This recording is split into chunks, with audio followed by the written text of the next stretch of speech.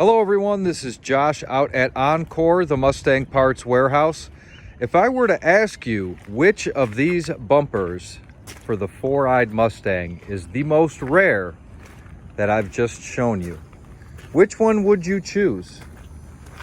Would you choose the 83, 84 GTLX? Would you choose the 84.5 anniversary GT350 bumper, the 85-86 GT or LX, or the 79 to 82? Well, if you were to say the anniversary 84.5 GT350 only, you'd be correct. And today, this is not only a slight instructional video to go over a few of the differences between the hoods, the bumpers, and the grills and the fog lights, is to show my customer Don this absolutely impeccable header panel and GT350 bumper cover that, or anniversary 84.5 GT. He was able to find it on eBay. We got connected off eBay, and this is his pre-approval before shipping video with a little discussion on how I'm going to get it out for him. So the 79 pace car, which actually this is, and some of the early Capris and Cobra Mustangs, I'm sure a few other rare options, did have a lower valance. Very limited in production, 79, 80 Cobra, pace cars. But again, this is a half-year only bumper, so I might venture to say that even a 79 pace car, though they are very sought after and in low quantity or low supply, in good condition, hardly anybody knows that that one even exists. So the major improvement or feature that makes it stand out is it is the 83-84 specific bumper, but it is the only optioned vehicle that came with fog lights. We are looking at a 83 GT halo netted headrest, black Recaro seats, T-tops, the three-piece wing. I mean, this car has the works. No fog lights. And some of the easiest ways to tell what you're looking at is as far as bumper cover and hood. Like I said, we're going to go over a little bit of the differences there. The 79 to 82 does not have a little beak on the front of it there. It's very smooth across the front. And you'll notice a lot of folks call that the egg crate kind of grill there. Also, the headlight bezels are a one-piece bezel all the way around the entire light. They came in black or chrome. So now that we come over to this 86 GT, we see it's kind of got this beak lip design on it. I skipped sequence, but we're changing type. I skipped over the 83-84 hood, which is the same as the 85-6 hoods, but the grill is a lot cooler in my opinion in the 85-86, which has this more kind of a snorkel looking scoop. 83-84 still has this hood, but like I was saying with the 79 to 82 that had a one-piece bezel, all 83 to 86s have this kind of pillar or a little eyebrow kind of a piece right here. Headlight separator, if you need them, is what I call them. I also have the bezels listed for sale on my website and I believe on eBay as well. And the body lines are a little bit different on this one, and it is a later model than Don's car, but they kept the fog lights going, 85-86. So that's an 85-86 hood and bumper combination. This is also an 85-86 bumper combination. You can tell by the scoop. Can't tell the difference in hoods though between that 85 in this 83. But we're gonna go, I'm gonna pick up Don's bumper here in a moment, throw it in the grass and flip it around, and we'll do the inspection part of the video. But one of the main intricacies of 79 to 82, or I'm sorry, 79 to 84 is these pinstripes. A lot of sticker pinstripes would go all the way down, all the body molding in through both bumpers and back around the front. Whereas in 85 and 86, it's this molded groove, kind of 4/5 of the way down the trim here. And again, that follows all the trim all the way around the car. So if you are gonna change a nose, know that you're gonna have a mismatch or need to match about 16 pieces maybe in total, maybe 12 to 16 pieces in total to make it all match right. So I know everybody wants the pace car nose as a conversion. I think it looks great on certain applications, but you know, when body moldings go missing or they're mixed matched, did you really make an improvement? So for Don, again, as I told folks, and Don of course is well aware, this was on eBay, listed in impeccable condition. Oh, I just broke that with my shin walking, or my kneecap walking by. I thought I heard it crack. But that's of no consequence. Let me zoom in here a little bit because I'm standing back.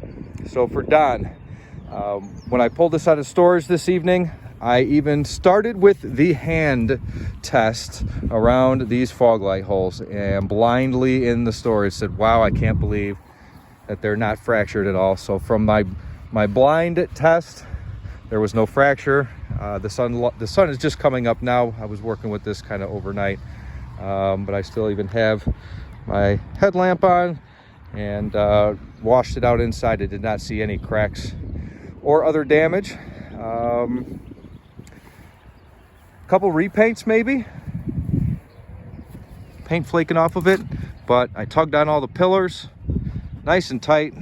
And from the front here, I don't know where else we'd be really looking for damage. I'm gonna go to the sunlight side first. A lot of times, especially even when they're off the car for any extended period of time, people tug on them weird or store them funny, and they do crack in these corners. I can't really see back in there. Paint is cracked all over this thing. This is a probably non-flex agent type of crap paint. Oh yeah, here's runs in the paint. So Don, I know you're going to be repainting this. You got your elbow work cut out for you. Sorry about that, but for what's underneath, all that protective paint and stuff, I mean, it's really just, it's gorgeous. And Don, if you don't mind me sharing, is the original owner of this car. And being an original owner of a Mustang GT myself, I know what it's like to get the right parts, no spared expense, corners cut. So again, I can't really see in there, but it doesn't seem to be anything separating. It's a little darker on this side. The sun will be here in just a moment. But yeah, I see paint flaked off of what might have been a white bumper, Don. And same thing in these pockets here, but let me flip it over and I'm going to turn it so that the sun is giving me some help here. First thing you can notice from the top here, these obviously aren't broken, so wow, we're already starting with a halfway decent header panel. Those are solid as a rock. Looks like I never even, well, this one looks like I didn't even take out. I just took the thing off the car.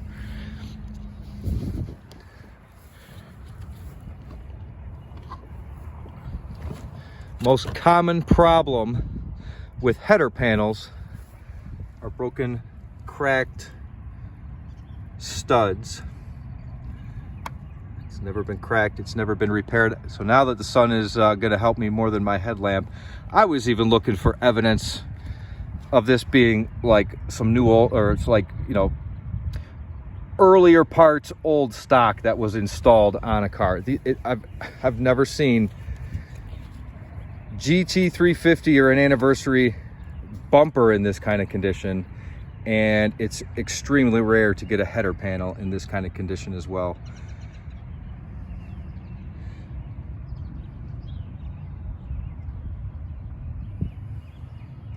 Like I said, some of it is paint cracks, like I was kind of staring extra right in a gap there. But it looks like all good rivets. See, I don't know if these look like original Ford rivets or not. I'd have to compare it with another bumper.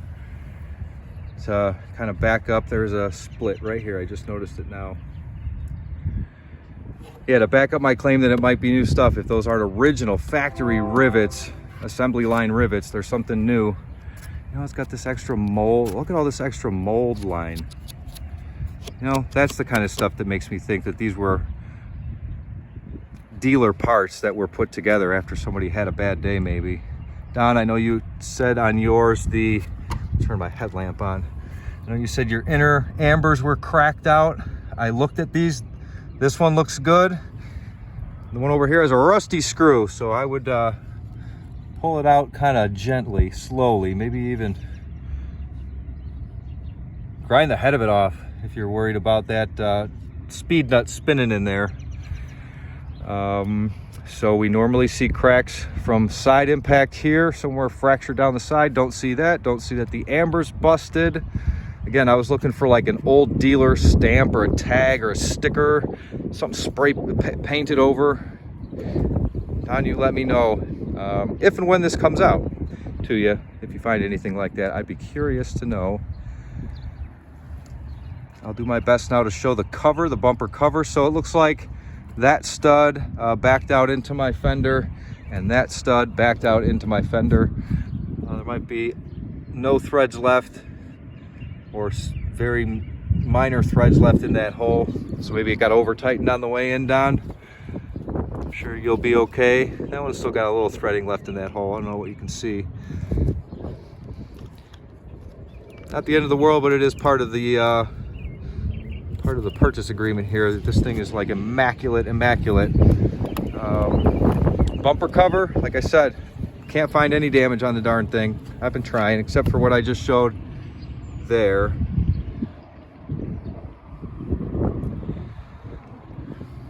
Inside the parking light holes, I got nothing to talk about.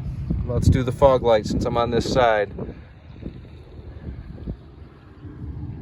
Nothing to talk about. Let me look in this corner because they do get beat up sometimes. That's not through or split. While we're on topic, not through or split. Back over to fog light hole. So there is a license plate in it. It's put in the correct space here. I noticed it's scratching in the front of the bumper, but it's not doing this. It didn't do any protruding through the bottom here.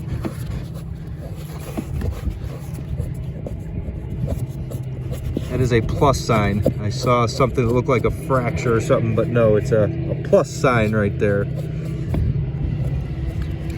Stamped into the bumper. So Don, we're 3/4 of the way through looking at this thing. I mean, I hope it's everything you hoped for and more. And I'm looking very much forward to being a part of reviving your original car. And I'm gonna go over the weight and dimensions with you here in just a minute. I've got a tape measure. I believe, yeah, I got the tape measure handy. And I want to explain to you what I can do for you as far as shipping. Yeah, here's that other plus sign. Nothing in the parking light hole.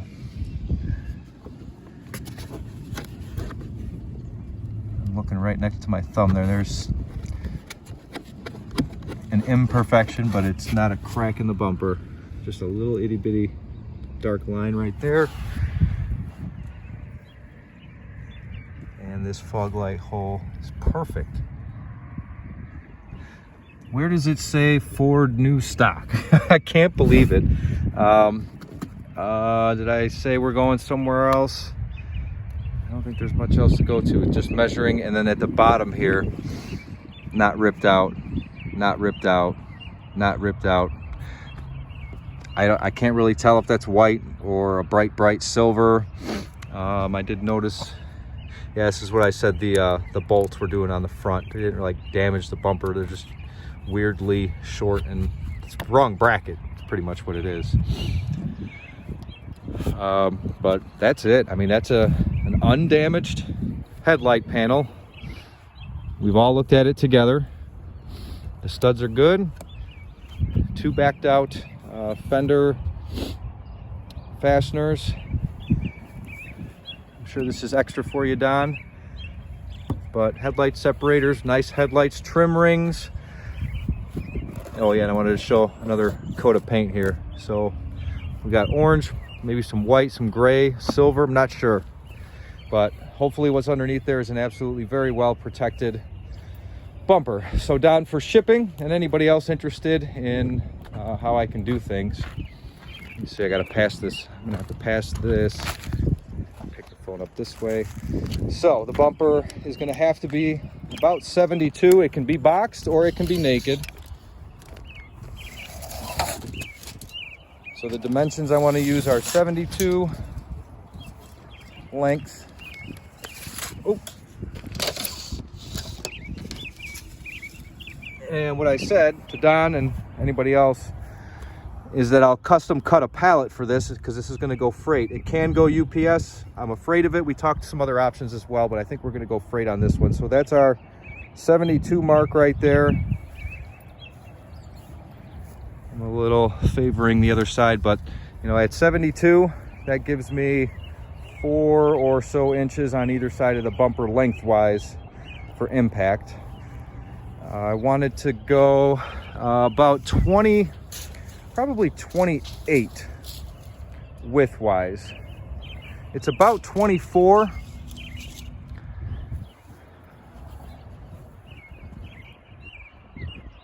So again, we center it. I mean, that's not enough. I don't like only having maybe 1 or 2 inches on either side. So I'd like to have about 28 on that dimension. So now it's 3 to 4 almost inches. 28's down here. So we're 3 to 4 inches. And imagine a pallet that's that long and that wide. And then the height dimension, we're gonna have to add for a pallet because I'm gonna be cutting a pallet. But I think 20 high ought to do it. So we come through here and it's about 16 off the dirt. So add 4, we should be okay at 20.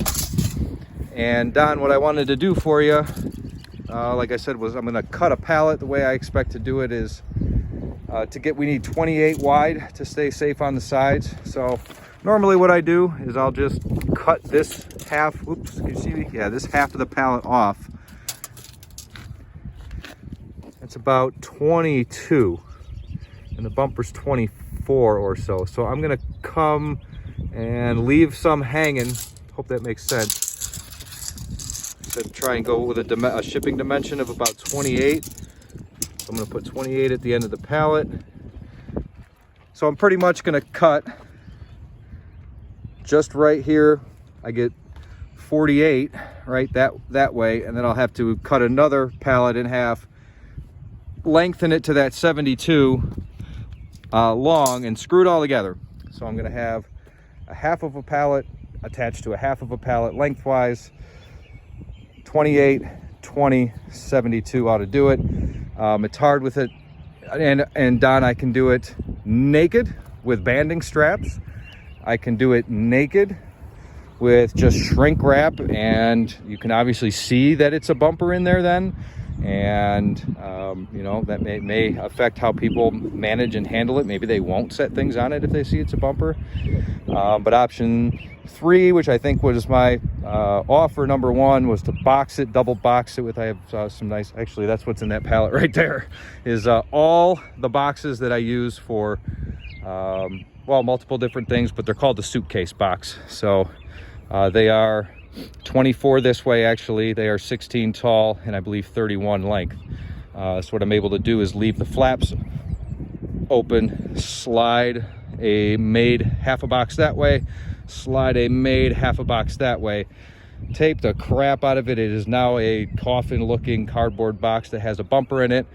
Normally that's what I do, and then put the bumper in a box on a pallet, tape and shrink wrap the heck out of it. But then, like I said, not that I think it really matters. I'm just telling you all your options. Then, you know, nobody knows what's in there. They might think it's something sturdy. I'm just looking ahead because, like I said, it's a pickup deal, and you know, I want to do the way you want it, with who you want it, we're in the time frame that you want it, which is quickly. Cars go into paint. So Don, that's it. If you have any other questions or comments, I'm going to send you this YouTube link in an email with the weight. I think if we tried 50 pounds, that might be accurate. Bumper plus wood, I won't know until it's built. You can always inflate it and see what that does to any of your rate quotes that you're getting. So we're going to walk away from Don's really nice 83. Well, it'd be the 84 anniversary, 84 and a half. And to anybody who has been wondering why it's a half, if you can recall back to 1965, it wasn't the first year of the Mustang, right? 1964 and a half. And Ford kept doing that. And I believe even may still do it up into the later models. They do that half year homage to the anniversary editions, and continue to do half year stuff like that. So pretty neat, huh? So you got your 83, 84, even though it's a GT, no fog light. It's got the 2 pinstripes, the recessed molding, and no grooves. Pace car, totally different. If you guys are looking for any of the parts you see here or even don't see here today that relate to these vehicles, message me down below, find me on eBay or my website. And of course, if you're not subscribed already, do that. A lot of content before it goes for sale, and things like this where you might go, darn it, I missed out on that. Do you have anything else like it? 85, 86 GT. Ford threw in the fog lights. LX didn't have that.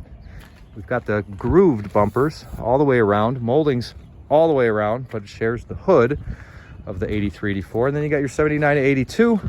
Real flat across the front. They call it kind of the milk crate, the egg crate grill, painted pinstripes around. And in case anybody was wondering what this weird dude here is, this is a Capri hood. That's just keeping rain out of that pace car's engine compartment. So Josh at Encore Mustang Parts, thank you, Don, for your business, everyone else for their time and attention. And I look forward to seeing you here again soon. Thank you very much.